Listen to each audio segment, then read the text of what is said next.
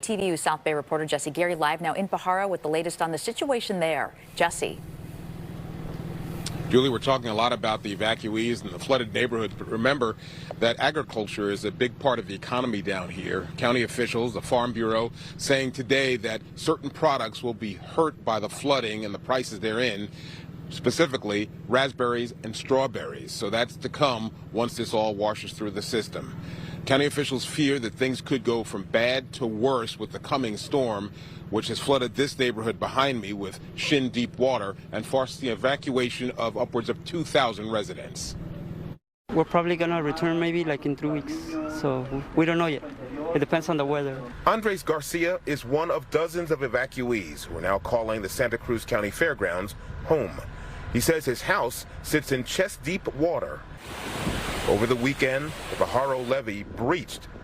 County officials say a 100-foot hole has grown to 300 feet, and now there's a second breach. There was a lot of pressure on the outside of the levee for that water. There was nowhere for it to go, so it has breached by the ocean, and now that's actually a relief valve for the community. So we're starting to see elevations of the impacted areas, the water starting to recede. And so this is actually a good news thing for a secondary breach like this. This is the second time in 28 years this levee has failed. In March of 1995, a similar breach flooded homes, though those who remember say it wasn't this bad. We have so many years without rain. How come they didn't fix the river or whatever's holding the rain, right? The levee. Yeah. You could prevent this from happening like many years ago. While some of the growing ire is aimed at politicians, others have elevated frustration over not being allowed back into sections of Pajaro that aren't flooded to check homes and loved ones left behind. I'm just worried about my neighbor because I normally feed him. That Friday night was the last time, no, Thursday night was the last time I fed him because I feed him because he's by himself. County officials say despite help from a second breach, water levels are still high and will likely become higher when the next storm hits.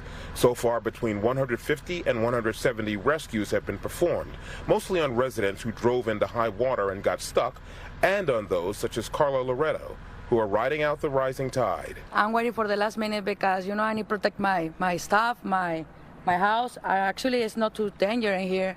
I'm waiting for probably lost the power or gas or something. I'm leaving.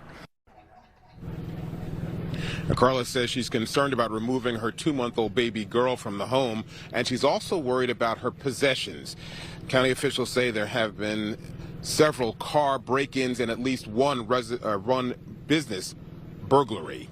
First responders say they are worried if things could get dramatically worse, that she could be cut off and be trapped inside her home. They also say that they are going to be monitoring the situation and ready to help in any way they can. They have swiftwater rescue teams that are on the standby from neighboring jurisdictions to help them in that, if that is in fact the case. We're live in Pajaro in Monterey County, California. Jesse Gary, KTVU, Fox 2 News. We'll head back to you up in Oakland. Yeah, the floodwaters there severe and more rain now on the way. Jesse, you said a couple thousand people have been displaced, a lot going to the Santa Cruz County Fairgrounds. Is there enough resources there, enough room for people in need of help? One of the things that some of the people who were there say they need is clothing items. There are resources there and places for them to sleep on cots, etc. But you can imagine, Julie, staying in those kind of situations for weeks at a time is going to wear on you. But one of the things they need immediately are clothing items, socks, shirts, sweatshirts, that kind of thing to keep you warm. Yeah, and from the looks of the water behind you and with more on the way, it's going to be some time before people can get back home. Jesse, thank you.